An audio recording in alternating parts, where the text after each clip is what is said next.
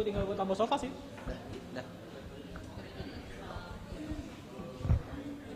Ladies and gentlemen, we will start soon. You may please take a seat.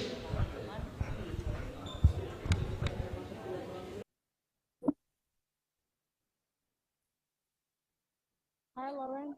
Can you hear me? Hi, Hi. I can't hear you very well.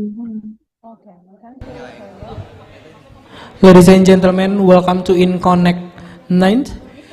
We will start soon, and please maybe you may have seat. How are you doing? Good? Today? Can you hear me clearly? Yeah, that's better. It was on my side, I think. Okay, hopefully all is well. We're still on preparations now, but we are getting start this event. So might be we will help you to connect with the system after this. So to check your technical things. So please be with us.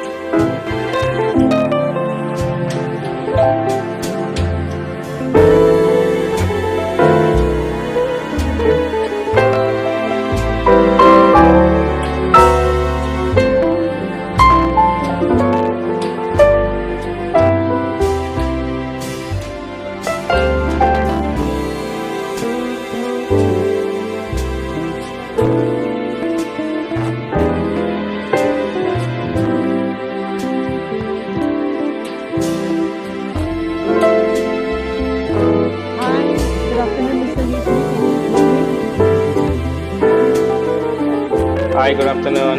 Hi, good afternoon. How are you doing? Good? I'm doing great. Thank you so much. Okay, I think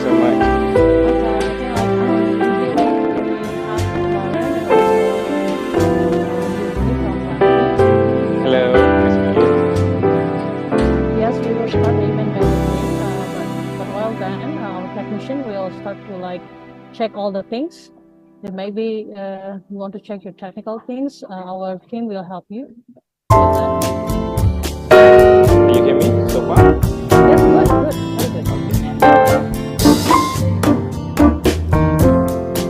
And I know you can hear me because we were talking before. That is very clear.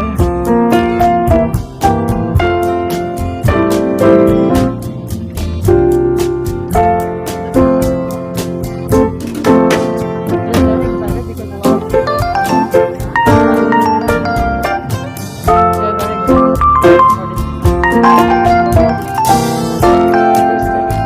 How many people are expecting today?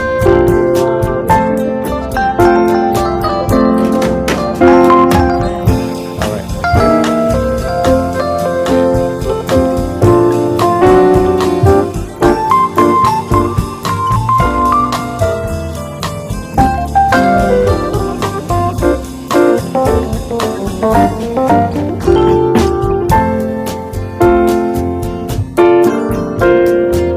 So I just got an update that we will start at 8:10. What time? Okay.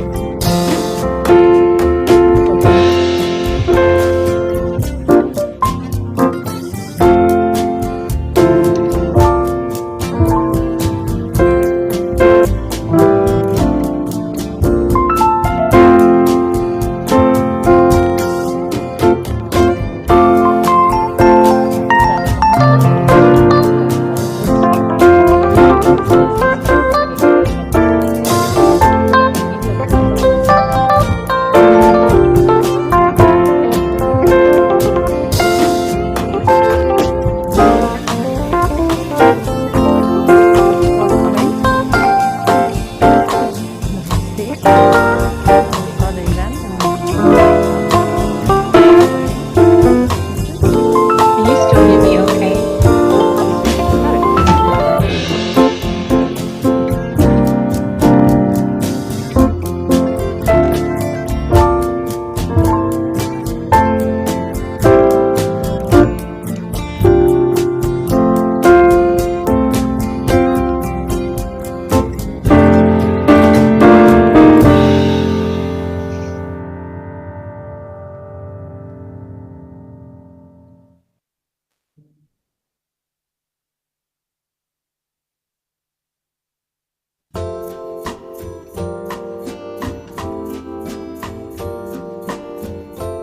Can you hear me or not?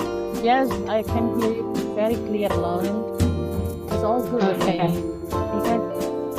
Saying my connection's unstable, so hopefully Yeah. it holds out. It's about to rain, so that's why. It's okay, it's okay, it's very clear. If there's anything that I will let you know then. Okay. Hi, Karsten. Good afternoon. Can you hear me? Hi, good afternoon. Hi, Yes. how are you doing in Malaysia? I'm good, I'm good.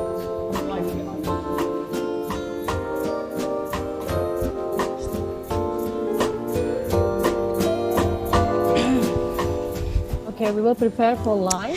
Good afternoon, everyone. Good afternoon, amazing. So I want to invite all of you to gather around in the center so we can start the session. Such a nice afternoon. And then you've eaten lunch, right? Already, right? Great.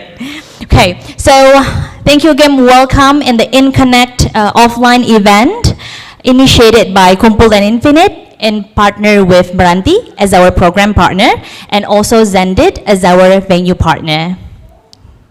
So my name is Kamalia Aini. My friends and colleagues usually call me Amel. So I'm the principal of venture program in Infinite by KUMPUL. And it's really, really nice to be able to welcome all of you today. So this InConnect event or this InConnect series is actually a program that we do regularly every 2 months. So how we do it is like we kind of focus on specific industry or specific topics on each InConnect, and we try to gather stakeholders within the industry to talk and discuss, you know, like sharing their insight. That's why the name is like Industry Insight and Connect. And after that, then we're going to have a speed dating sessions with pre-curated startups in order for them to meet potential partners, potential funding partners, and also other industry player in Indonesia.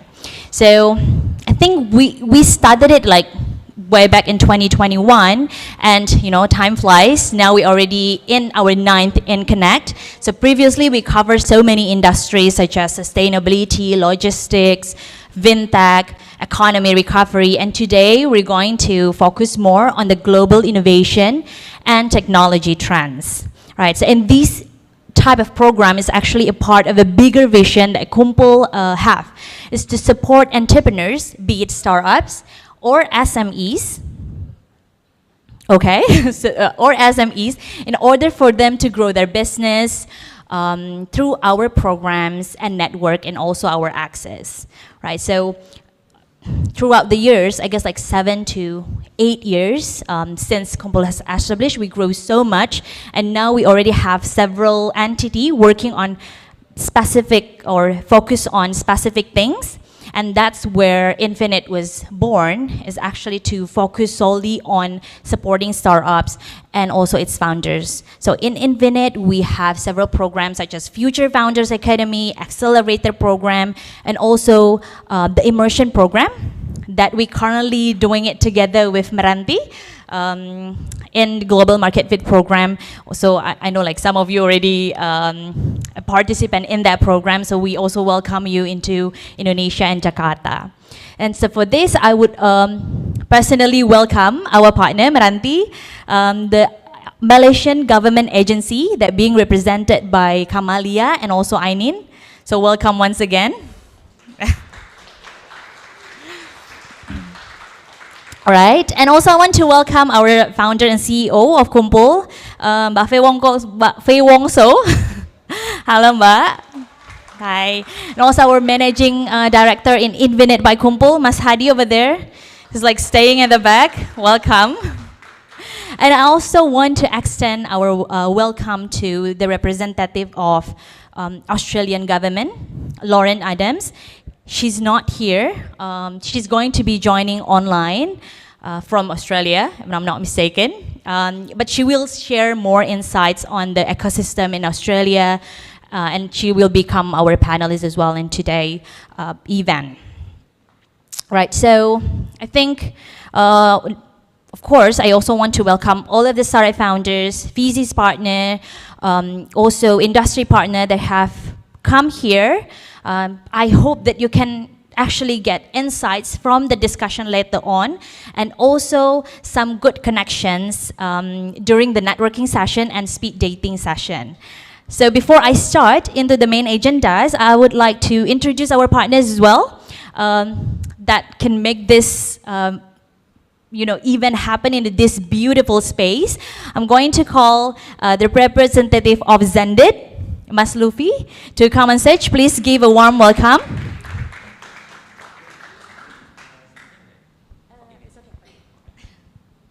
Thank you, Amel, for the warm introduction. Hello, everyone.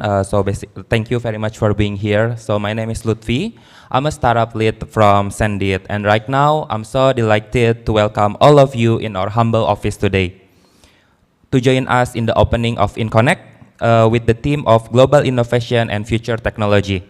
Before we get started, I would like to express my sincere appreciation to everyone to get these things done. Obviously, the first one is Mbak Faye Wongso from KUMPUL, Mbak Kamalia Aziz from MRANTI, Odo Manuhutu from Tourism and Creative Economy Coordinators, and of course, Lauren Adams from Australia. And later on, maybe there's going to be some venture capitals and startup that joining us as well from Indonesia and Malaysia. I would like to welcome all of you here. As you are aware, Zendit is very eager to support Indonesia's startup ecosystem. With our mission to build what customers want, we have built products and services that make payment simple in Indonesia and in the Philippines, and we will continue to do so. We also have free credits up to 500 million IDR for the startup registering through this program, and we will send the detail later through the emails. Yeah, basically we look forward to holding more events in the future, and we hope to see you in one of our upcoming startup program. Thank you very much. Mbak Amel, back to you. Thank you so much, Mas Lutfi. I heard that, like the startups that will join us today, they will get a free credits from Zendit, right? So we're going to give, we already know your email, so they're going to send the way how to claim it to your email, so wait for it.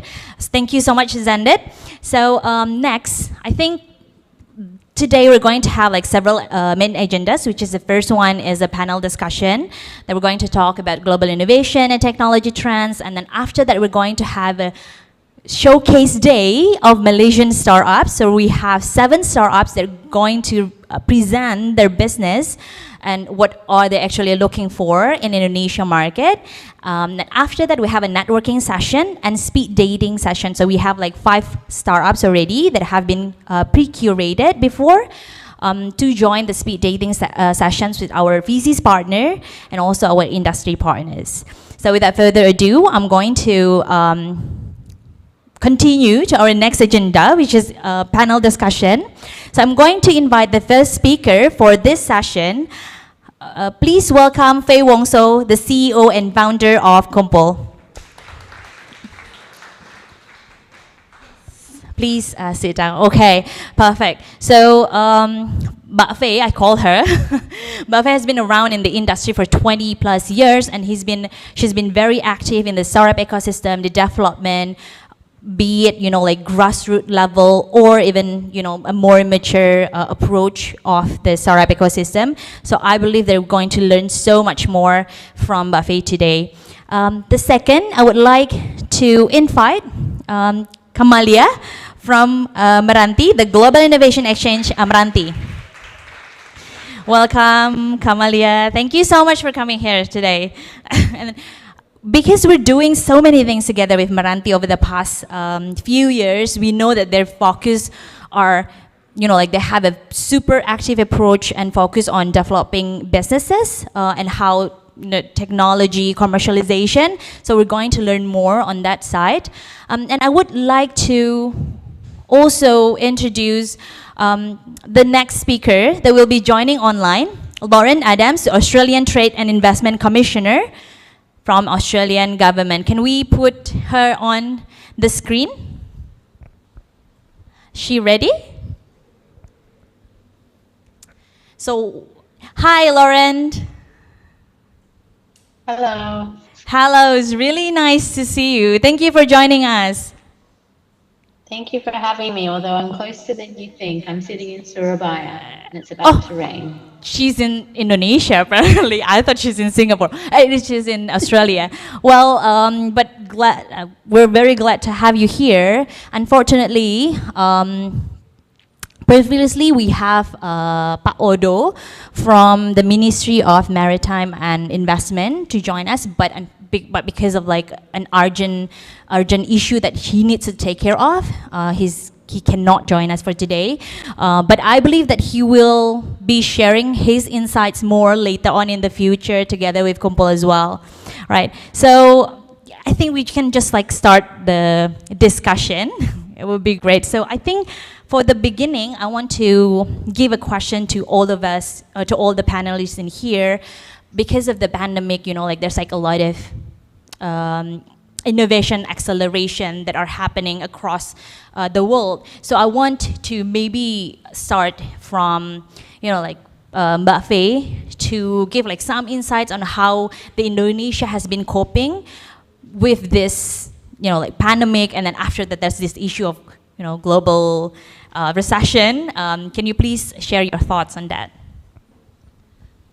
Thank you, and then I would like to say hi to Kamalia and then Laurent, and then I think this is very interesting because Malaysia, Indonesia and Australia, it's sort of like one region, you know, in the APEC nation, and that should be something that we discuss, how we can be more powerful and stronger, connecting with countries apart from ourselves, but within the region, right? And I think that's how we can bounce back. The whole theme of G20 just finished last week is actually to recover stronger together, right? And this makes what you are doing in terms of like, you know, this like global, like go global market fit and all that, and then all this immersion market access becoming so important. And I would love to hear also the Australian perspective on this, you know, how to include the Southeast Asia region and then Australia, and how we can combine all the strengths. The pandemic itself, I think it's sort of, there's always sense of blessing in disguise, because it opens up borders with online penetrations to connect. Last year's with MRANTI, we didn't have this privilege to welcome you all in Indonesia and to meet you in person, but we could do everything online. We started it anyway, and I think most of the Malaysian startup at that time secured MOUs and deals, you know, with the industry players in Indonesia only by connecting online. Digital penetration is key, I think, for Indonesian government. We know that infrastructure is also key. Already back in 2019, the government, I think, we had supported the infrastructure of fiber optic all around Indonesia from the Ministry of ICT. That's an investment that the government had to make, because, you know, there's no sane companies probably would would like to invest like a under the sea cable between Maluku and Papua right now. But then we'll see, you know, because it's actually a very fast growing economy right now. Once you invest, and then the development is actually huge. So we are really looking forward to see all of this. Mind you, the digital economy, the startup ecosystem in Indonesia is actually not that old. We are a very young ecosystem.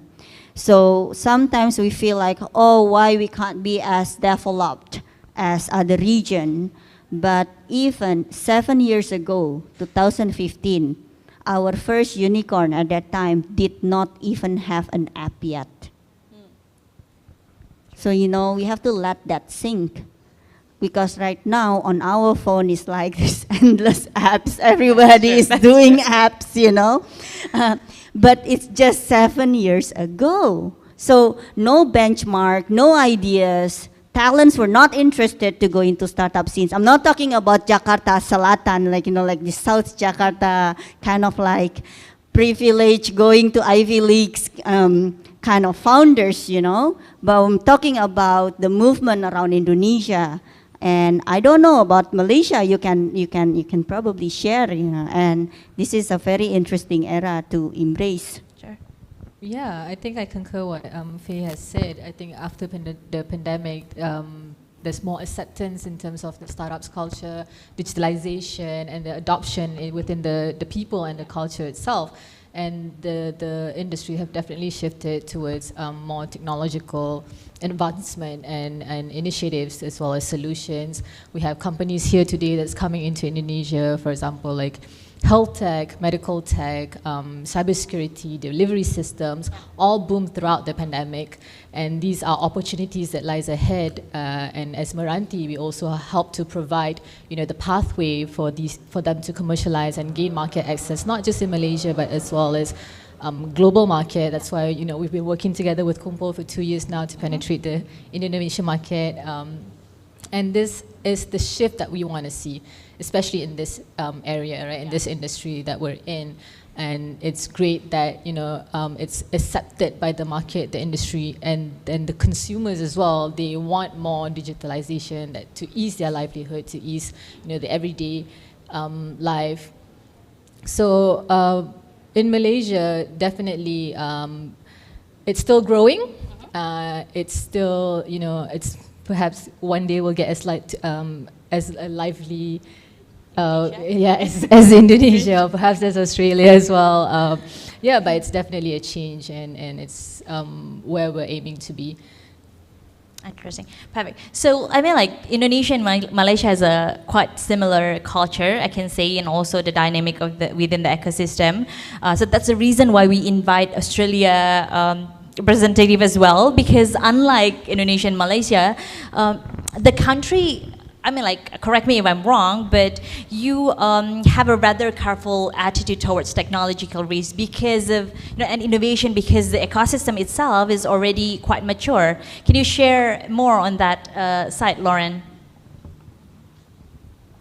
Sure, happy to. And maybe just reflecting on Faye's earlier comments as someone who's been in and out of Indonesia for a long time and witnessed, both as an insider and an outsider, the exponential growth of the digital ecosystem, and just reflecting on where things were at pre-pandemic, which was already pretty impressive, and then seeing where they had gotten to so quickly over the pandemic. You know, things like curious and payments had just skyrocketed by the time I came back post-pandemic. So really impressive growth in the sector. And look, you're right, in Australia it is a relatively mature market, and you know, it's a different dynamic in our technology sector, and also in our approach to applying and utilising technology more broadly. Australia, as compared with some other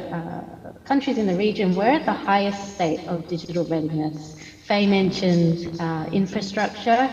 Australia's already invested very heavily in you know, high-end digital infrastructure, which means that we are in a position to develop certain technologies and apply solutions in a different way to how they might be applied in other markets. One thing in my role when I'm speaking with companies looking at expanding in the region and thinking about, say, Indonesia or even Malaysia as another market, is the context and the problems that you're solving for in each individual market are always going to be different. So in Australia, we've seen a lot of enterprises are really heavily investing in modern IT infrastructure, software solutions, and data capabilities, rather than the everyday problems and frictions that other companies, emerging markets, might need to solve. Very much reducing friction in transactions at that enterprise level. Okay, so is it more like a product focused, Lauren? Do you think the Australian? Sorry, I should like see there Talk because to there. Yeah. Because then they're investing more in the technology, the software. Because I kind of like find, you know, a few weeks ago I was in Singapore, and then I was watching German startups pitching. And then I was so like, oh my God, everybody was actually pitching something with like tangible technology, you know, something that you can touch, all this robotic, and then, you know, because that's what they're strong at, right? I mean, they can produce machine, they can actually have those industrial advantages. Not at all what I see in Southeast Asia. For us, it's more about, like you said, Lauren, you know, daily problems, connecting, because it's so, we have a lot of gaps, we have a lot of middlemen, segregated markets. So even that part is already a business opportunity. So you said something like in Australia, you're focusing more on like software, technology. So is it more product focused, you think, compared to Southeast Asia? I wouldn't say more focus. It's still very much solutions is slightly different. Some examples around where, you know, we've seen significant impact by Australian startups, for example, is in the payment space with things like buy now, pay later, also in reg tech, we're turning into a bit of a hub for reg tech in the region, and a lot of that is reflective of the nature of our banking and financial services sector, where I suppose pre-pandemic, it would take quite some time for payments to transact. People were looking for new ways of accessing funds for consumer spending, as well as the high rates of compliance and increasing compliance costs associated with the financial services space. And so as a result of that, we've seen a lot more technologies coming out to solve for those challenges in both business and everyday life. Right. So do you think like which part of, like the industry that still have room to grow, meaning like what kind of industry that maybe startups, other startups from not only Australian startup, but global startups can tap into and have a potential to enter Australian market? So I think there's still plenty of room for Australia to grow across the board in the tech industry. Our tech sector is worth 168 billion Australian dollars last year, and it's projected to grow to 244 billion by 2031. There are still a lot of challenges, a lot of frictions that are able to be solved for some of the areas where I would say we see emerging opportunity in Australia. If we look at 5G connectivity, for example, we're third globally as far as 5G devices per capita, but we're expecting Australia to be 95% 5G enabled by 2025. And so that in itself presents opportunities to leverage the 5G connectivity, tech solutions that will enable improved productivity, whether it's in healthcare or in mining, in renewable energy. Like, how can we apply these advanced technologies that require that higher end connectivity to those types of sectors? I think looking at things like security along the data life cycle, Australia is a very advanced provider of cybersecurity solutions, not just domestically, but in this region as well. But still looking at how across the data life cycle we can leverage that technology further, as well as other things like blockchain and authentication and security more broadly. I think something else that we'll see is, and I'm quite excited about, is how we take, AI to the next level as we look to transition to a more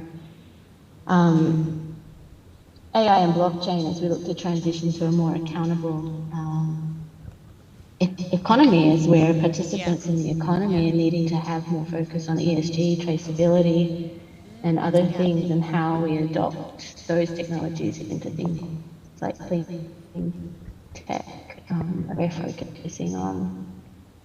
Right. I think it's quite a little bit similar with like the trends in also Indonesia and Malaysia. Maybe you can share a little bit, Kamalia, on how the trends in Malaysia right now. So we in MRANTI, we have 6 new focus areas that we're looking at, which includes smart city. Sorry, 16? 6. Oh, 6. Okay, got so many focus. Okay. 6 focus areas, which is agri-tech, biotech, green tech, smart manufacturing, smart city, and enabling technologies. So there is definitely gaps in the ecosystem, especially in technology commercialization. There's lower commercialization rate in Malaysia at about 5%. There's lower growth to GDP at 1.4%, and researchers, R&D maintain 80% of R&D is just an institute of higher learning, whereas the remaining 50% is in private sectors, and the rest of 5% is just in government and NGOs, but we need to get them out there, commercialized to market access. So this is where MRANTI comes in as well. We have 686 acres of land where we're trying to develop in providing the correct infrastructure and program developments as well to minimize that gap and help to create a strong pipeline for the inventions and the talents to have eventually market access and profitability. And like Laura mentioned just now, 5G implementations, we also have already built, 5G experience center, currently the only park in Malaysia, MRANTI Park, where we work with Ericsson and Telekom Malaysia and Huawei to build this 5G experience center, to implement the technology and create a testing and prototyping site for these new technology and solutions to advance in MRANTI. And yeah, maybe Faye want to share as well, like what you guys are doing here in Indonesia. Indonesia,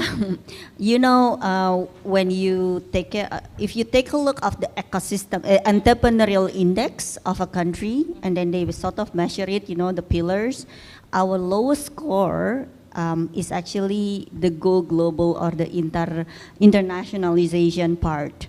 So we're like Moana, stay in the island, don't go out. But wanting to go out. You want to go out, but you're sort of like scared. But our local market, we feel that it's big enough. We have 270, I think now it's more than that. The latest count, 270 million. We are the largest archipelago in the world. We are the largest Muslim population in the world. But then if you just take a look at that number and you see like India, China, US, they also have a big market, but they still go out. And I think that's also a good way to promote of who we are and then to bring in other things, not just business. If you put your country on the global map, you can actually unlock a lot of, different potentials. You can lobby people, your own citizens can actually get more access in the world. So we really want to push that. And I feel the way to do that is actually to join forces in the region. Because not to fight as Malaysia alone, Indonesia alone, Thailand alone, Australia alone, and all that. But then, if we can like sort of join forces, I think we can be a big power, on the global map. I totally agree. I think because we all want to go into the same direction. We have the same aspiration, and I think we both, or maybe I would say on. How we very much welcome collaborations, especially like, MRANTI introduced our master plan with implementation of this master plan, helping to boost the influx of foreign investments as well and corporate participations, and definitely, like Indonesia, a lot of technology can be beneficial in Malaysia as well, and Malaysian companies can definitely, do the knowledge transfers and sharing and technology transfers as well. And yeah, I think global collaboration is first and foremost very important, technology transfers, because we can't do it alone. Yeah. So market penetration is one, but then after that, what if we can sort of join forces in terms of talent? Right. Indonesia is actually, according to LinkedIn data, because they have like all the human resources data, that we are the lowest tech talent in the key APEC countries. And then we are very proud to have doubled the number of our unicorns in the past 2 years. And actually here we are today. Sandit is the first B2B unicorn in Indonesia. But 15, come on, it's still like less than 20. And then India has 100, I don't know how many now? I think more than 100. 150s. Yeah. So I think we still have a lot to catch up. I'm not saying we should build more unicorns, but then it's also to see like what are our potentials and how we can actually push forward the economy and our strength, in Indonesia, I don't know if you have this saying in Malay. We have the words gotong royong. Meaning that you sort of like work together. Yes. You know, if you have like all this paddy field, you don't work on your own paddy field one, but then 10 farmers will work on the first one, and then 10 farmers will attack the second one, you know. So we can do that as a region. Right. I think it's quite obvious that, you know, like this global collaboration should be, you know, pushed forward. I want to actually ask Lauren again regarding, you know, like the ecosystem in Australia, because I know that some of the startups right there, when they want to go out of Australia, they will choose not Indonesia, you know, like because they prefer to go to English-speaking country. But is there any involvement of the government sides on pushing this kind of things? And is there any agenda where you kind of want to push this collaboration to, you know, like Indonesia, Malaysia, or even, you know, Southeast Asia's region?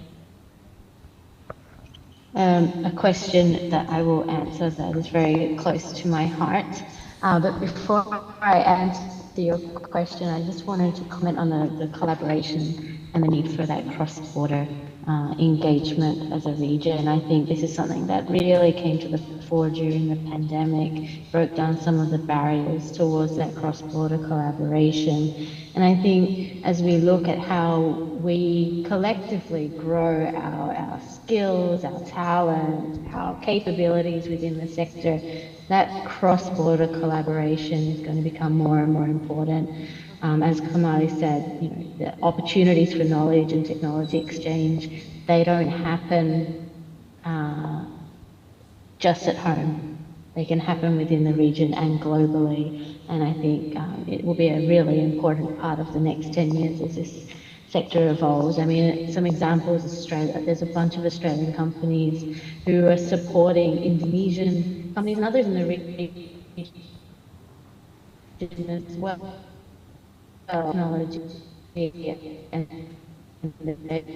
to get certain accreditations, then, you know, that's not just Australia, Southeast Asia thing, that's an Australia, Southeast Asia global thing, and I think there'll be more and more complementarities like that in the sector that we can explore. But from the Australian startups looking to go global point of view, I think it's fair to say that the majority of Australian startups, when first looking to go abroad, will look to Singapore, US, and UK as markets, because of the maturity of those markets and the familiarity. And like you say, they are English-speaking markets. Not to mean that going into those markets is necessarily easy. And nor does it not require localization like you would in Indonesia or another Southeast Asian market. But what we do as a government, and especially in my role with the Australian Trade and Investment Commission, is we have resources in Australia, but also, you know, through myself being based here in Indonesia and my team here, and in our other offices around the world, to help guide those Australian companies on the opportunities in market entry, helping them to connect with potential customers and partners in their priority markets. And a very big part of the work that I'm doing, both in my capacity as Trade and Investment Commissioner for Indonesia, but also I'm co-lead for ASEAN for the technology sector, is how do we support our Australian startups and tech companies to take a ASEAN +1 strategy. So if they're looking at Singapore, we're taking every opportunity available to us to also brief them on opportunities to continue to encourage them to market as well. And that's not to say there aren't Australian startups exploring beyond Singapore. There are plenty. My work is full. I've got plenty of Australian tech companies exploring Indonesia at the moment across a variety of sectors. We have also had a number of Australian tech companies be very successful already here. Raise Invest is an Australian founded company in micro investment. Canva is expanding enormously here. We also have Linktree, which many of you might know from Instagram and other social media accounts, is also an Australian founded company. And there's a variety of cybersecurity companies as well doing very good work here in Indonesia. So that's the short answer. Thank you so much, Lauren. But I think it's understandable. But I think in Indonesia and also Malaysia, there's like a lot of opportunities as well for the innovation that Australia have, because I know that you mentioned that you have quite advanced technology in cybersecurity and also agriculture, and this is the thing that we actually need as a developing country. So I think the time is very limited, so I'm just going to ask like the last question to the panelists, like especially for Indonesia and also Malaysia representative, on what kind of like initiatives that the government or even the ecosystem player is trying to do to push this cross-border collaboration forward. Who's going to start? Kamalia? Go ahead, please. Oh, I think the obvious answer is the Global Market Fit program.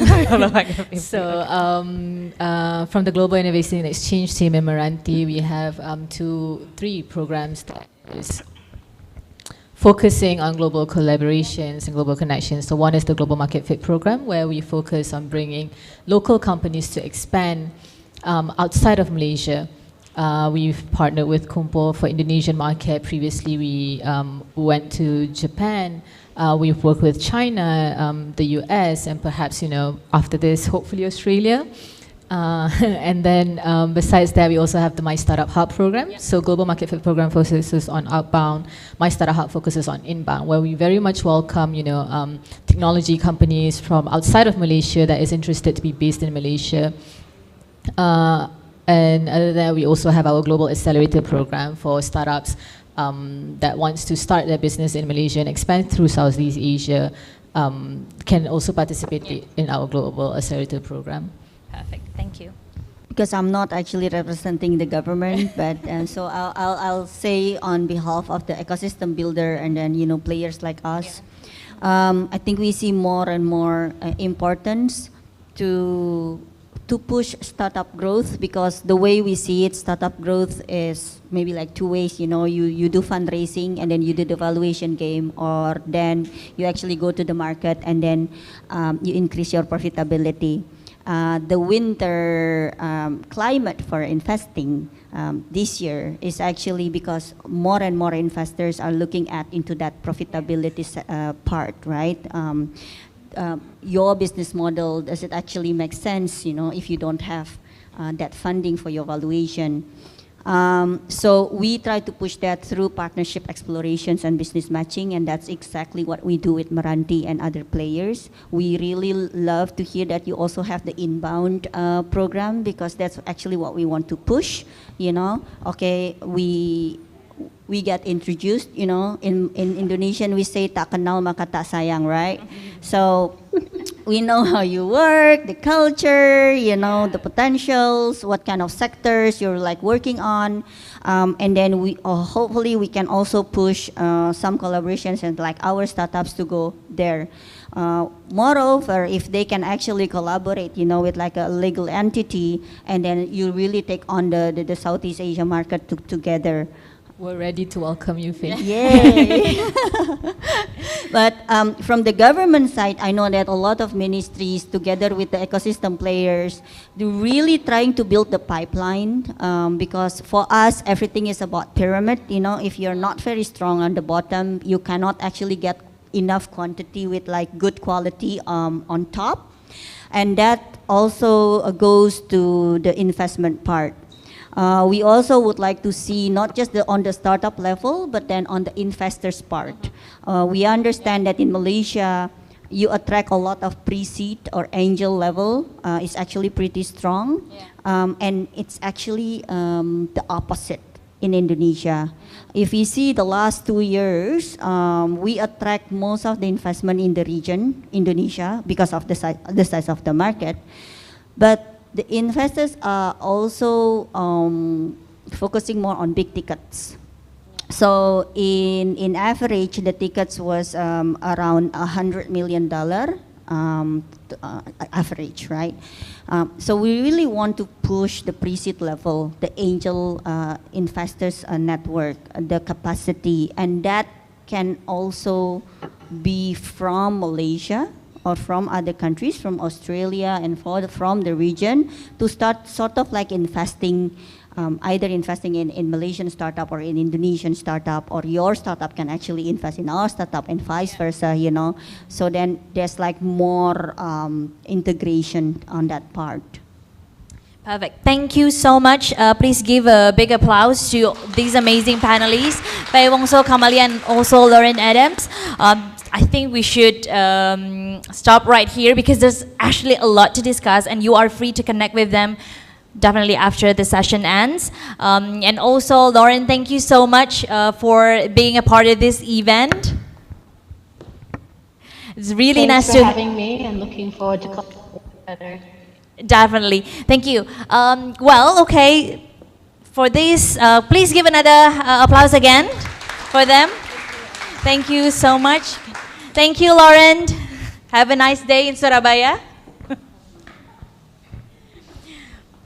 Okay, so this is also the things that meaning Malaysia, Australia, and also Indonesia has been focusing on to improve collaboration, global collaboration, and this is also something that KUMPUL has been wanting to support even further. And because of that, like being mentioned by Kamalia from MRANTI, that for that we also supporting this global market fit program, where we bring 8 startups to get to know Indonesia's market,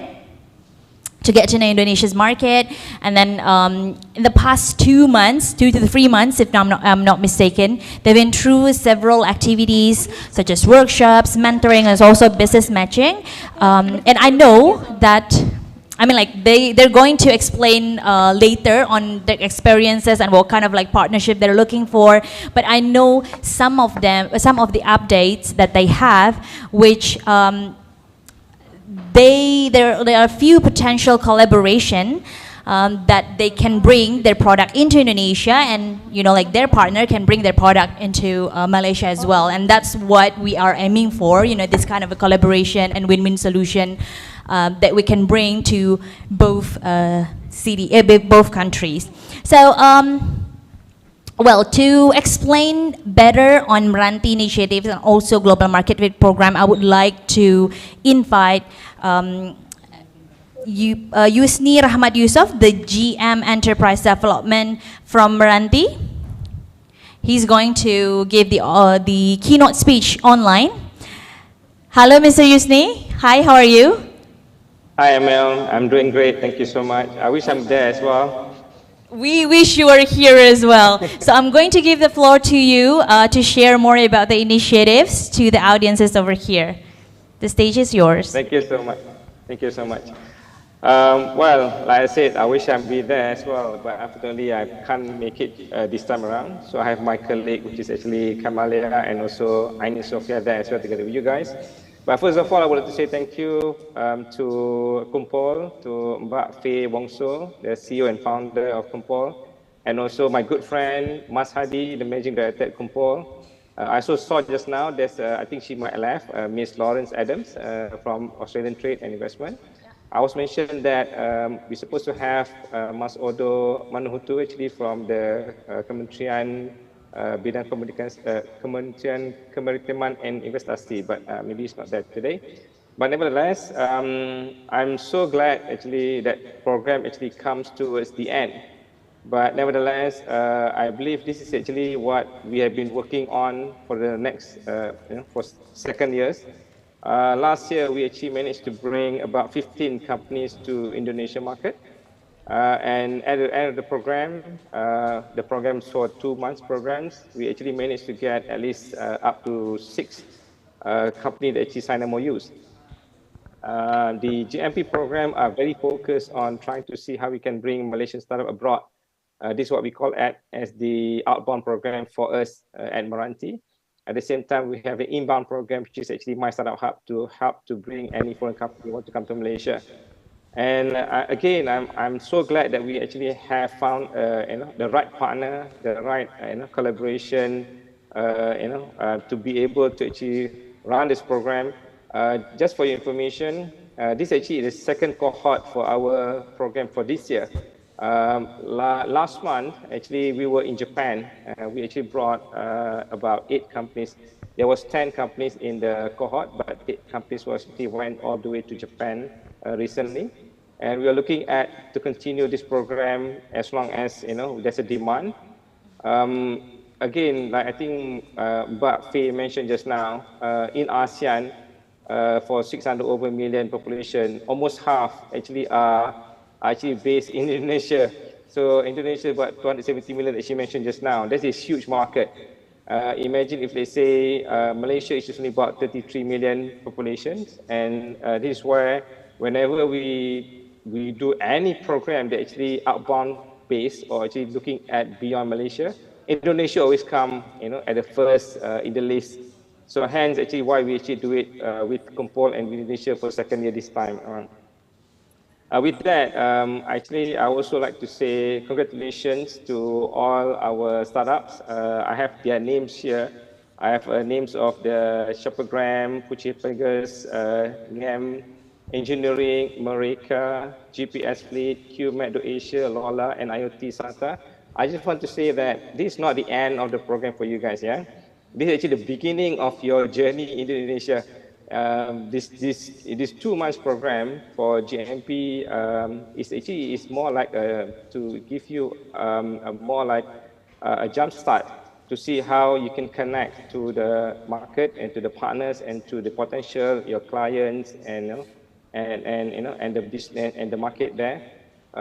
So we also have a collaboration with Martrade as well that can help you beyond this program. Please take this opportunity. I hope you actually have made a lot of benefit during this session where you meet up personally some of your potential partners or potential clients. Last year we did, like I said, last year we did fully virtual. We didn't get to do a hybrid, but this time around, actually, we are blessed that we managed to actually have a physical at the end of the program, and hopefully this actually can give a bit more, result to this program. We just want to see that, how our company can be successful there. And I think the most important part actually is the collaborations and also the connection between the 2 countries. And for you guys to be there, actually to meet up with the right people, right partners, right clients, actually it is actually the opportunity that you should actually not take it for granted. And again, I want to say that thank you to KUMPUL. I think KUMPUL have done quite a wonderful job. And to connect you the right, potential wish list that you might have. With that, I believe, hopefully we can see stronger collaboration between the 2 countries.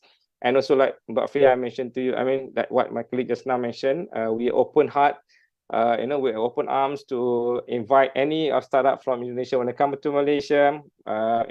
Hopefully you look at MRANTI Park as your first destination.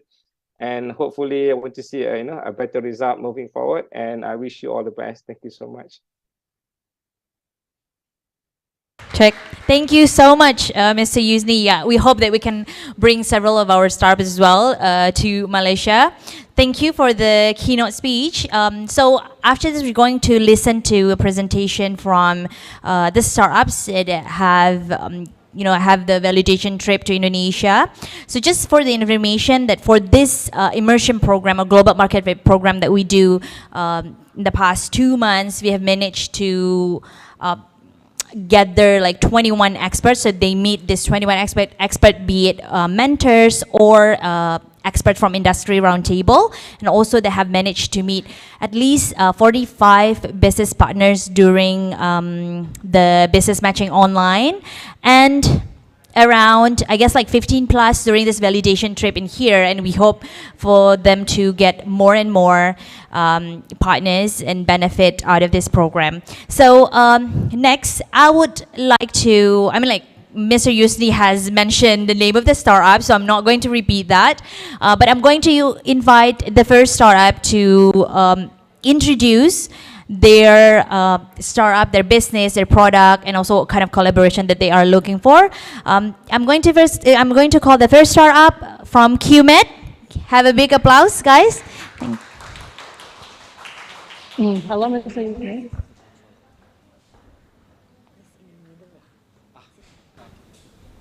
Hi, good. Selamat siang semua. So, my name is Dr. Kev here. Together with my partner, we have Shahira over here. Thanks KUMPUL for organizing this. Thanks Zendit, and of course thanks MRANTI for giving us the opportunity. So let me introduce my company. My company is called QMed Asia. QMed Asia is a healthcare technology company. So we are in the market for the past 4 years, started since 2018. Yep. What we do here, we provide digital health solutions for clinics and hospitals. So that is our bread and butter. So what are the missions we are trying to do here is we want to bring the healthcare to become more accessible, more affordable, same time maintaining the quality by bringing the healthcare to digital solutions. So we are recognized as the official partner by our Ministry of Health and also Ministry of Science and Technology of Malaysia to be their official partner. We have been helping them to deploy our solutions across the clinic kesihatan, so-called the Rumah Sehat and also the Puskemas in Malaysia, back in Malaysia. Also, we are inside the My Sejahtera tribes, equivalents to your Peduli, Lindungi. We help the nation's citizens to book appointment and queue online to the nearby healthcare facility. So,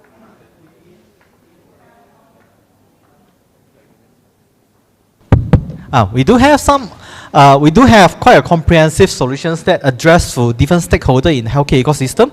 Of course, the main vertical, the main focus is B2B, providing solutions for healthcare provider. We do have solutions for patients, B2C, solutions for corporate, and also solutions for pharmaceutical company. So for the B2B solutions, the one we provide for healthcare facility, we provide quite comprehensive value services for the hospital and clinics to adopt, for appointment to queue, for appointments and queue to whole event.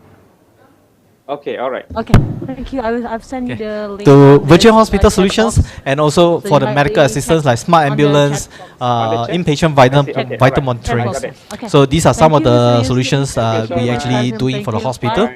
Bye. Bye-bye. So this one just to touch, we also have a latest initiative. This one is a solution for corporate solutions where we bring the mini clinic into a corporate office to factory to allow the employee to enjoy the benefits of the teleconsultation, and inside the booth we have all the IoT to help the patients to monitor their vital signs like blood sugar, blood pressure monitoring. Of course, from there the doctors can manage patients with medication prescriptions. This is second phase where we have the vending machines, smart locker system coming in. Then for pharmaceutical company, it's quite straightforward. We help the pharma to do clinical survey, data analytic, and also healthcare campaign. So in a nutshell, we provide end-to-end solutions for patients and doctors.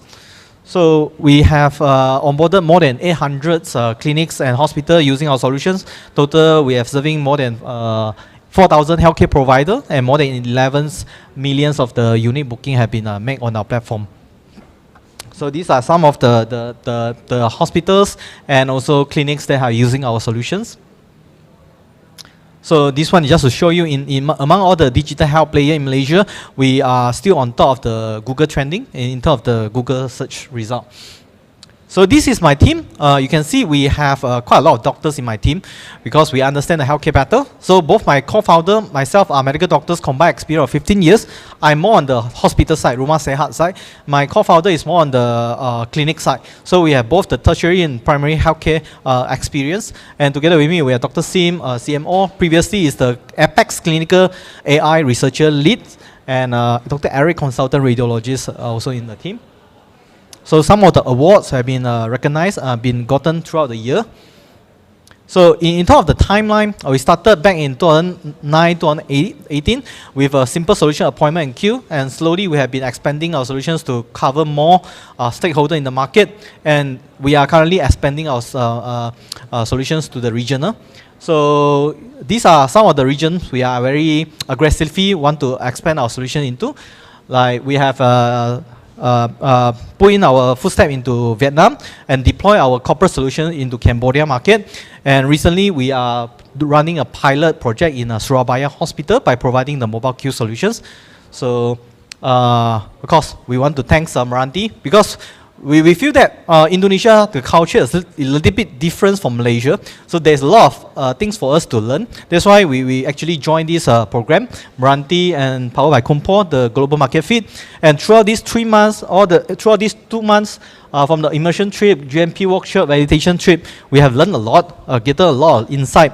And over this 1 week, I think all of us can be agreed that we have a lot of business matching. We have been talking to a lot of local partners who are very potential. We have seen a lot of opportunity. We have met with the Sarina, the Good Dabs, Gary from Cultural Bio, Cecil from Lipo Life, Koala, Steven Legal, and a lot more who I haven't put in the pictures. So with that, I thanks. If you want to talk to me, later just I'll just come to me. I will share you more of the information. With that, thanks. Thank you so much, Dr. Kev. Over there? Yeah, okay. So if you want to know more about their innovation and technology, you can talk to him. Next, I'm going to call the next startups to present their business. I'm going to invite Lola. Give a big applause to Lola.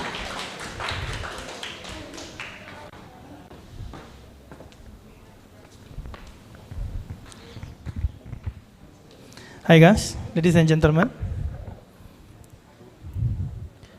I have a friend named Ibu Mila. She's an Indonesian. She's from Madura. She has a son and he's turning 4 next year. Ibu Mila and her husband believe that their son should get the best preschool education and should develop his character as well as self-esteem in preparation for his primary school. And then both of them tried to find the best kindergarten for their son.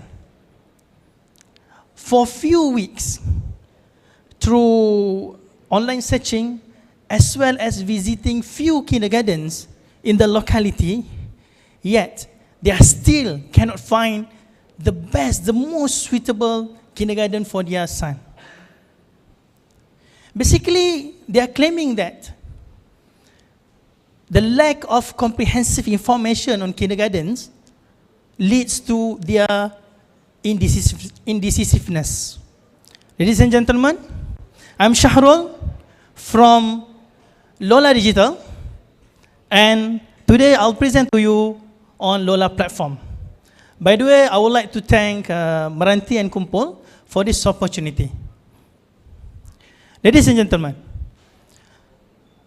Lola Apps is a digital platform for parents to find suitable childcare and kindergarten.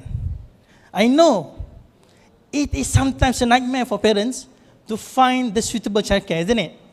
So we are coming here to help you solving that issue. Backed by Love and Love Group, which is a technology-driven child development ecosystem in Malaysia, which intends to revolutionize child development industry into technology-driven ecosystem. Love and Love Group has chain of kindergarten, childcare, edutech solutions, as well as their own children development research center, will help in the expansion of Lola itself. Ladies and gentlemen, Lola allows parents to search the best childcare, the best kindergarten in their locality, allow them to compare between kindergartens, and allow them to enroll into the best and the most suitable one. And like the case of Ibu Mila just now, it is really hard to gather the comprehensive information on kindergarten, as well as it takes too much of parents' energy, time, and money to select the best kindergarten or childcare for their kids. That's why introducing to you the solution Lola Search, Enroll, Search, Compare, and Enroll. And we are creating Lola to suit the parents' need. Ladies and gentlemen, brief about our revenue stream. We earn revenue from transaction fee, advertisement and promotion, and of course, sales commission. If up until now you are still not understand what Lola is simply a kind of Traveloka, yet for childcare and kindergarten. Now you should understand better, isn't it? Ladies and gentlemen, for the market size, Indonesia has around 180,000 childcare and kindergarten. And if we capture only 10%, or don't go to 10%, if we capture only 5% of the market, our on-platform transactions value could reach 5 million rupiah or 5 trillion rupiah, which is equivalent to 300 million USD. And of course, I'm coming here, both of us coming here from Malaysia. We would like to seek for credible business partners here, as well as we are looking also for strategic collaboration partners, and of course, investment and funds, if any. That's all from me. Again, I would like to thank MRANTI. Jangan tepuk lagi. I would like to thank MRANTI for this opportunity, as well as KUMPUL. We had a great trip here, great immersive trip, and I would like to let us together give a big clap to KUMPUL and MRANTI. Thank you then. For those, anybody who want to collaborate or who want to see, explore any potential collaboration with Lola Digital, you can meet me here or you can get my contact number. Thank you. Thank you so much. Give a big applause again. So, Lola has been super amazing during this validation trip as well. So I know that they met with a lot of childcare and, you know, like kindergarten, and they started super early. Like everybody's still, even I'm still sleeping, but at 6 o'clock they already go to the schools to meet and connect with them. So amazing. Hopefully you get what you are looking for as well in Indonesia. So next, I'm going to invite the next startup to go on stage. I'm going to call Jim to come on stage. Please give a big applause as well. Good afternoon, everyone. My name is Sisuns. I'm from Nyam Engineering. Okay, my company is called Nyam. Basically, we founded in 1977. So basically, it's not really, it's quite old. It's about 45 years. And then we are the manufacturers for machine. Later, I'll explain what is our business. We are located in Shah Alam, Malaysia, and our factories landed about 26,000 square meters, and we have engineers about 20, about 80 of the production workers. And we are ISO certified quality management system, and then the 14,000, what I call it, the environmental quality management system. So what we do, so what is our business? We have, we can do design, manufacturing, engineering for the first one is the, is that a laser here? No laser. Okay, so it's the NPK fertilizer plant and equipment. And then the second one is the poultry feed mill processing plant and equipment. And our company value is to the professionals, humble, mutual benefiting, and then the integrity. Oops. Okay, that's the first one. So we call it the NPK fertilizer process plant and machinery. We started since 1979. We have started to supplying the fertilizer. So today we already supply about 12 NPK granular fertilizers processing plant in Malaysia and Indonesia. So basically, we are design and manufacturing the whole machine. As you can see, all the things we are seeing here, so managing by us, and then we can do export, and then installations and commissionings for the whole plant. So for these NPK fertilizers, we already have 40 years of experience. And then the other one is, we call it the organic manures fertilizer system. Organic manures, maybe it's like the chicken manures or the cattle's manures, chicken dung. What I mean is the chicken dung. So basically, it's the chicken dungs, we can convert it from the raw, fresh, from a farm, the chicken dungs into the organic fertilizer. Okay, so what they do is we go through our two stages of the process, fermentation process, and then so becoming like the organic fertilizer, so we can sell it into the powder form or in the pellet form. And then the other one is the animal feed mills. So what is animal feed mills? It's basically it's the animals' food for the poultry or the pigs. The foods. Okay, so we are started since 1980s. We can provide up to 30 tons per hour capacity of the pellet feeds or mash feed plant. So the market opportunities, for example, for the organic fertilizers, we know that nowadays environment impacts is for the chicken menu, right? So we convert it from the chicken menu into the organic fertilizer, which means that we can reduce a lot of the environmental impact. And then the second one is the NPK fertilizer plant. We know that the plantations in Indonesia is one of the biggest in the world. And then I believe that there's many stakes the estate owner is required for fertilizer plant. And the other one is the animal feeds. So in Indonesia, domestic consumption of the protein is about 10 kg per person per year. So in Malaysia, we consume about 36 kg per person per year. And if the quality of the standards of Indonesia is increased, I believe in the future they will consume more than that, which means that they require more animal feed meal. So our marketing plan is that we're looking for the locals, the partnerships or the technical partnership, and then or we might set up representative locals companies, or we're looking for the agents in the different regions, maybe in Jakarta or Sumatra or any. Thank you. Thank you for everyone. And then very thank you for the KUMPULs and the MRANTIs for giving us the opportunity for this validation dates. Hopefully, I believe this is just the starting in we're doing business here. So we hope that everyone here, our cohort will do more business in Indonesia. And thank you very much, everyone. Thank you. Give a big applause. Thank you so much, Soon, for the presentation. So the next startups that I'm going to invite to share their business regarding the product in the education sector and also IoT technologies. I'm going to invite IoT Sata to come on stage and present your business. The stage is yours.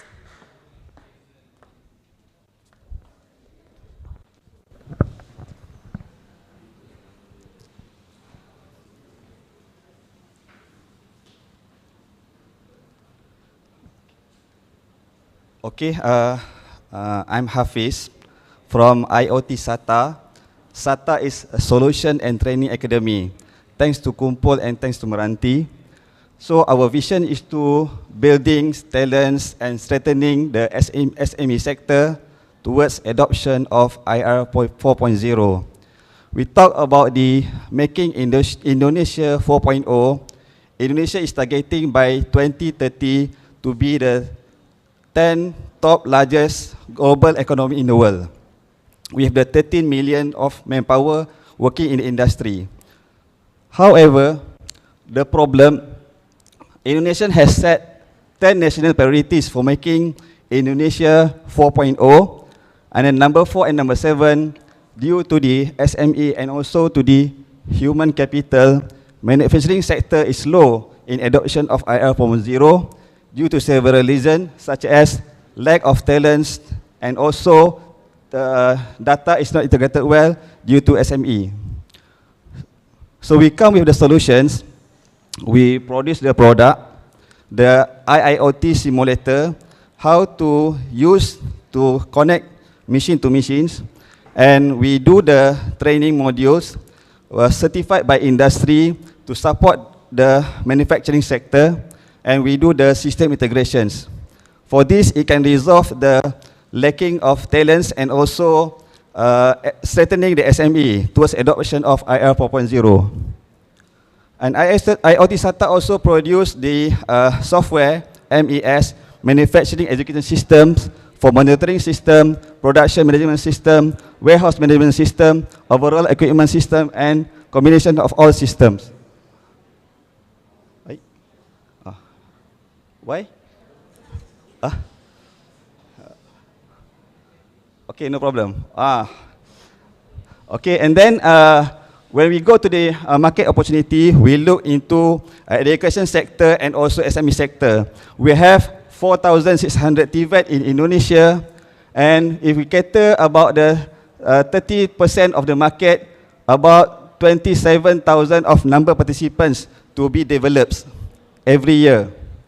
And then the revenue is about 13 million USD. And if you see in the manufacturing sector, there are about 30,000 of LME in Indonesia, and if you target about 2.5% every year, about USD 4.5 millions. Currently, it's about 16 million of labor in the manufacturing sector, and if we're targeting that 2% of the labor to train, upskilling and reskilling, we can get 8 million USD per year. So, go to market strategy. We have the Ministry of Education, Ministry of Labour, Ministry of Perindustrian, and then with these collaborations with TVET, in system integrator, partnership with IT and OT, we can gain for the customer acquisitions.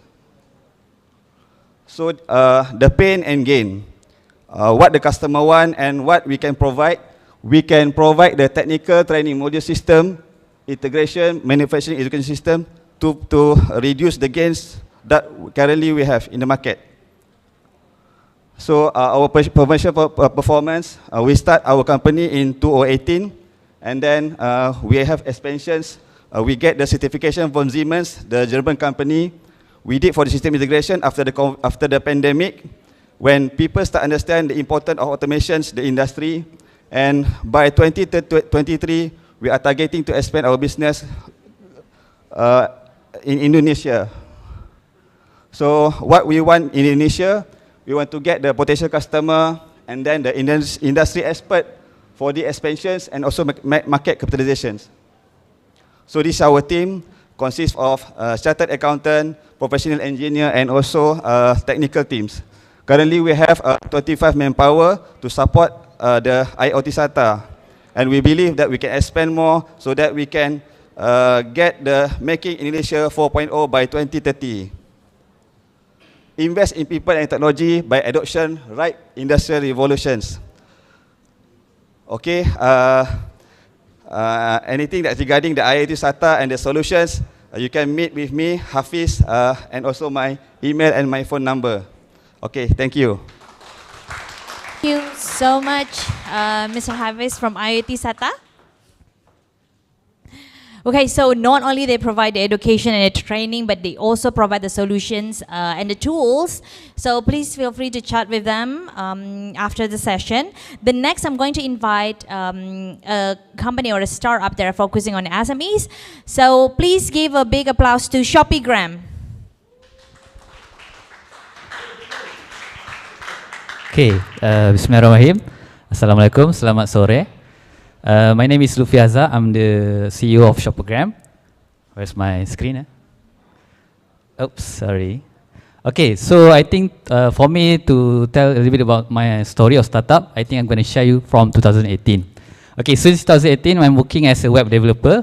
So we work a lot of projects for local business to build a website using e-commerce. Okay, and then the problem that we face during that time is there is a lot of is not localized. I mean, we use Shopify during that time, but Shopify currently is the #1 e-commerce platform in the world. But the thing about Shopify is they are not built for local market. For example, like Malaysia. So, for example, like delivery or payment is not localized. So there's issue for that. Okay, and then the second one is kind of too technical. Let's say, for example, you want to integrate with Google Ads. So you have to hire a developer to do some coding. There's no easier way for MSME, just build their own and integrate everything by themselves. Okay, so we decided after 2 years using the platform, we decided to build our own. And in 2019, we start do the work. So this is us, just do the coding by ourselves. We bootstrap everything. This is in my partner house, okay? And then we build something called Shoppergram. So basically it's localized. It convert more, that means that you can get more sales. And fast and easy, it's very simple. No like 1,000 features, it's super simple and it is affordable. This is the main features. You have e-commerce essential, for example, like for branding and also customer retention, and then for drag and drop builder. Okay? Okay, so we launched in August 2019. This is before COVID. So in 4 months, this is the revenue. It's around 91 million rupiah. Okay, not USD, yeah? All right, so it's 61 million rupiah. And then March 2020, COVID hits. So this is the monthly revenue before lockdown. So in January, we do manage to get funded by an angel for around 700 million rupiah too, not USD. Okay, and then once COVID hits, this is the figure. Okay, March 2020, and straight away, our highest sales is around 536 million. So in just 12 months, we managed to get 3.6 million in revenue in 12 months. Okay, and we are profitable since year 1. Okay, so this is the sum of the traction. So website created by our user is around 27,000 websites. The GMV is around 49.6 million US dollar in 3 years. Orders is around 1.74 billion. And then how we make money is by 3 revenue streams. Number 1 is we sell courses. Number 2 by subscription. And number 3 by transaction fees. Okay, and then this is the team lah. I'm the CEO and Aziz here. And then we're looking for seed funding for around 10 million, because that's the minimum amount for paid up capital to set up your company here. Okay, so that's it. Thank you. If you have any question or you want to get the detail more pitch deck, I can share with you all the features, the demo, what's the case study, what type of our customer, how we acquire customer, and what's our strategy to penetrate the local market here. That one is we can do like a private Zoom session. Thank you. Thank you so much. Oh, over there, right. So thank you. That's from the Shoppergram. If you want to connect with them, please feel free to contact them, or you can always contact me to introduce you to them. The next one, I'm going to invite GPS Fleet to come on stage and present your business. Please give a big applause to GPS Fleet. Hi, good afternoon everyone. So I'm Michael from GPS Fleet.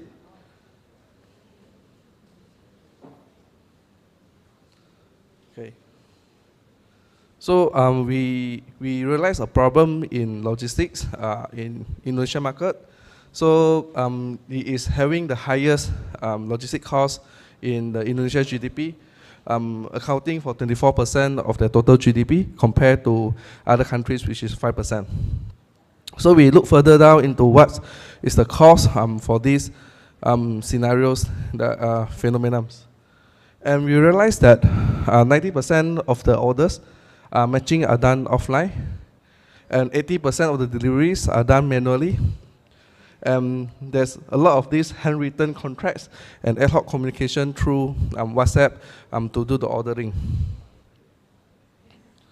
And in order to push it lower, like to improve the overall situations, and we realized that we should do 2 things. So the first thing is to increase the real-time visibilities, focusing on the orders, the trucks, and the warehouse capacity through the IoT technologies to enable the visibilities. Second is a digital platform that can do the job matching to improve the overall utilization of the load capacity among the trucks and the warehouse. And our solution, we come up with 2 different kind of solutions. First is handling the order, which is the club transportation management system. So these are not just only to manage the job, but then it also can broadcast the job to those drivers, the outsourced driver that are interested to take in the jobs. And second, we should also have something like a link-in for a driver. So this link-in for a driver, the idea is to have full records of what the job taken by all these drivers, so that you can have their sort of like portfolios on what's the usual route of this driver do. And this driver application, what it can do is, whenever he taking a job, he can do like real-time updates of their GPS location for the the route process.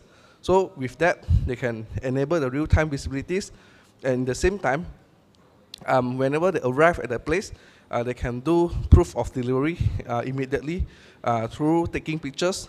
And from the company side, they can directly get updated on all their logistic process and get the payment directly paid to the driver.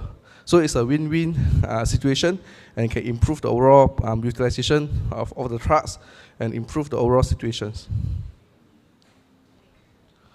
So our current go-to-market strategy is we want to have like a minimum cost structures to push the logistic company to adopt into this technology. So once there's adoptions of these technologies, use the platform, and we can charge on their job matching between the shippers and these logistic companies. And the shippers can be like from the manufacturing side, distribution side, FMCG. And the third revenue model that would be on the advertisement on these like trucks or equipment to upsells to back to this logistic company. So this is me, Michael, and I'm studying. Previously, I'm an MBA holder and also lead the GPS fleet in Malaysia. And we have Onion. He's also master in like electronic and computing. So AWS, Amazon, and cloud services provider expert. He's a CTO. And we also have Pak Lambang, which is the local partners that we secure throughout the validation trip. And he's a licensee of multiple logistic courier company, like such as JMT and the Lion Parcel. So he also reflects the reality of the logistic sector in Indonesia. So he feedback on the and want to become the trial for the system. And Fiona is also Indonesia representative in Indonesia. So he previously helping companies to set up in Indonesia before. So during our Indonesian validation trip, so we did a verification of the problems with the Association of the Logistics Indonesia, and we set up a trial system in the CSM Cargo as well. And we also like secure local partners for setting up a company in Indonesia. I think for us, we are looking for partners and looking for VC funds in order for us to kickstart the company. Thank you. Thank you so much. Right. So GPS Fleet is one of the startups that have managed to build a partnership during this validation trip. So they have managed to do a piloting program together with CSM Cargo. I hope there's many more partnership to come. So last but not least, I'm going to invite the last startup to present in today's business. It's not a digital startup, but it's definitely have innovation in it. So please give a big applause to Fusi Vegas.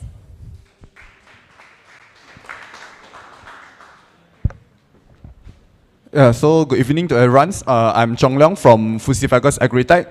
So I believe that everyone wish to stay beauty and then stay smart. So that's why here come our company launch the product into Indonesia.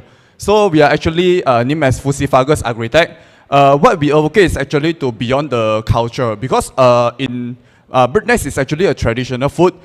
in Malaysia, I believe that as well as famous in Indonesia, Indonesia as well. But what is the reason that we consume bird nest? We don't know it. We just consume because of traditional, because of our parents encourage us to consume the bird nest. So what we do is beyond the culture, we are using innovative biotechnology to actually create the value, the more value of the bird nest product. So for us to stay beauty as well as stay smart. So we are actually more than 16 years experience in the edible bird nest industry, and then we are also the first BioNexus status company in bird nest industry. This actually made us kickstart in 2020 because we actually invented our own technology, own patented technology to process the edible bird nest. So our vision is actually to become the world-class bird nest supplier. And then our mission is to actually embrace the new technology so that everyone can enjoy the quality of the edible bird nest. So this is our team. Mr. Mo is the CEO. And then we do have Dr. Roger as our technical advisor. He also posted a PhD in bio processing engineering. Ms. Yif as our director as well as our financial advisor. Then me, myself, will be in charge of the marketing. So here comes the development of our company. We actually founded in 2006, and then we are actually a traditional trading export company in Malaysia for the edible bird nest. But in 2020, we invested our own patented technology, which we involved the biotechnology into the bird nest process, so that we are able to crop the need and also the demand of the market. Then after that, I will explain like how we actually done it. Then in 2021, we secured an angel round crowdfunding, which is 1 million ringgit in Malaysia.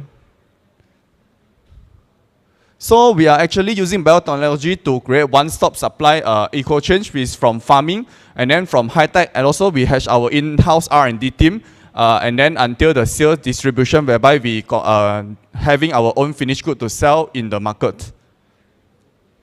So this is our in-house leading invention that combine of the 4D biomaterial as well as the 4D printing technology to process the bird nest so that it can ensure that it's a high cleanness as well as a standardization of the nutrition so that we are able to move forward to health supplement, and it will be the first bird nest product that categorized as a health supplement, which we break through the traditional.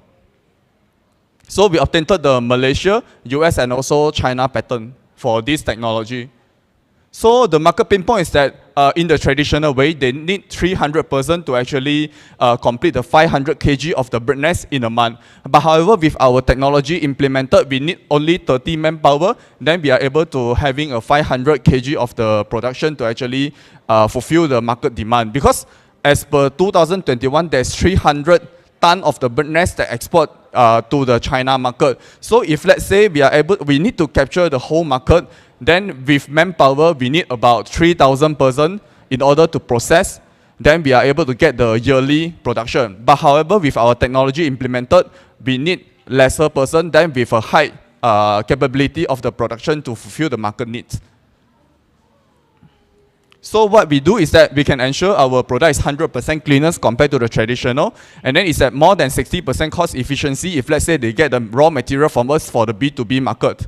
And then it's easy and convenient for them to store, as well as they can get the standardization of our product nutrition. So basically, these are the products that we are on hand. We have the traditional bird nest. We have the long stripe, which is through the technology processing, which we can provide it to B2B company. And then we also have our finished good with conquer into the B2C market. So basically, we are encouraging a SA Plus inside, which it will be recognized as a premium quality of the bird nest ingredient used and reliable premium bird nest product, as well as a reliable bird nest sources. So this will be like a logo that to be so that public are able to recognize it as a quality product that we are selling using our patented technology material. So this is the current market branding and also market that we have penetrated. So why we take Indonesia as our step to actually moving in is because that there is a 5.6 million in the new birth in the market. So our product is actually mainly focused to pregnancy women. So that's why we choosing Indonesia as our new market to be entered. Yeah, so here is some our product as well as the KOC that collaborate in Malaysia. So basically it's for brain memory, brain development, immunity booster as well as health and beauty into one sachet. So this is our SA Plus product. And then here are some important of the salicylic acid which we emphasize it. It's actually important for the pregnant woman because that is actually able to help the development of the brain during the pregnancy time. Okay. Yeah. So here are some collaboration with the government and also association. And then our aim is to actually move forward to the health supplement. Then here are some certificate and recognition we got for our company, FDA as well as a HACCP certificate. Yeah. So, okay. So our aim is to actually listed in the exchange stock in 2026 with 300 million of our company valuation. Thank you so much.